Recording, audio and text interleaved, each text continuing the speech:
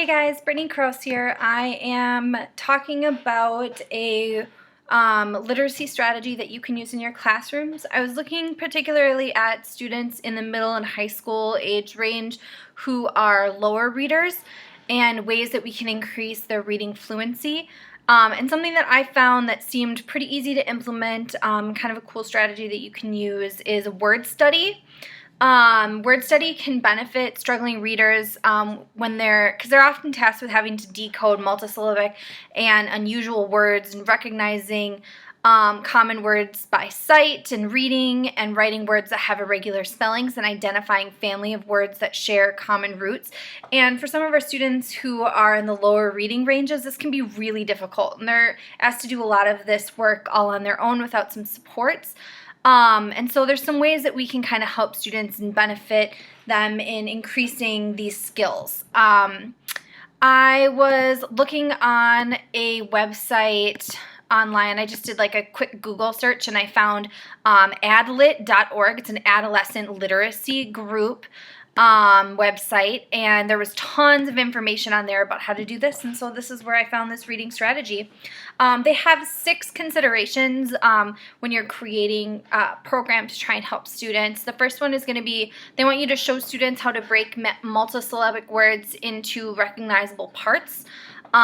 So doing like word families, prefix and suffix cards are kind of a fun way to do it. I saw some online. I was doing some Pinterest research, and there was one where they like took multisyllabic words and broke them up into different parts and then studied the different parts. And one of the ones that they studied was belly, B-E-L-L-I, Bella. And they had students look up words with that particular spelling pattern or phrase in it, and they did the whole card based on Bellatrix Lestrange from the Harry Potter books, which was kind of cool because it was a way to teach the words, but also was a little bit more relevant to students. You want to encourage them to do things like this, and then to slow down when they're reading the words, and then you want to model strategies and get creative with the rhyme patterns. You can use poetry and rap music, different ways to kind of break down multisyllabic words and recognize the different parts of those words. The second area that they want you to focus on is giving students lots of practice for reading and writing the commonly used words and that defy regular spelling patterns. So by this point, if they're in middle school and high school, they've probably received quite a bit of writing, reading instruction, and they focus a lot on spelling patterns and those more common words. So we want to focus on getting them to really recognize the less common ones and be more familiar with it. And the only way to really do that is to explicitly teach it and then just practice, practice, practice.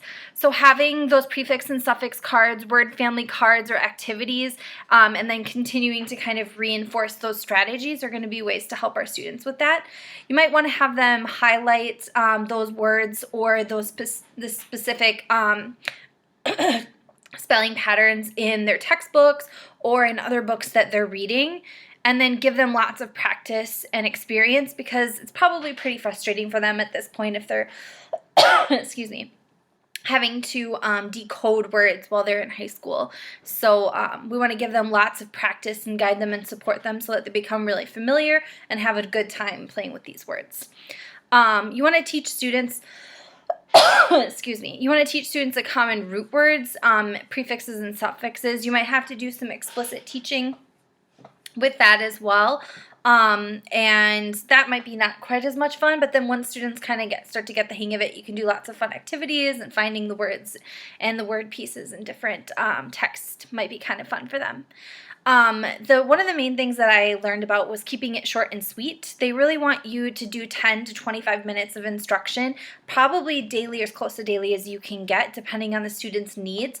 And when you're teaching new words, you want to keep it between 5 to 10 words. So really small amount of words at a time, so that students are digging in deep into those words and getting lots of experience. Another aspect that they want you to consider is keeping it relevant. So as much as possible, you want to keep it to the specific course content that they're studying in their other classes, so that they have a reason to know those given words. And if you can't keep it specifically to their given classes, then maybe you want to engage students in discussing interesting books or other materials that they're kind of into reading, and kind of frame it as a way of helping them with their writing or expressing their own ideas. Poetry, rap music is another good way to kind of get kids into the habit of studying these words. You want to make it fun too. Kids who have a lot of experience working with words and understand these patterns have fun with rhyming, making puns, doing wordplay, and lots of rare and unusual words that they can learn, and it's kind of exciting and fun. There's tons of activities that you can do and tons of different ways that you can implement word study with your middle school and high school students who are struggling. Thanks so much, guys. See you in class.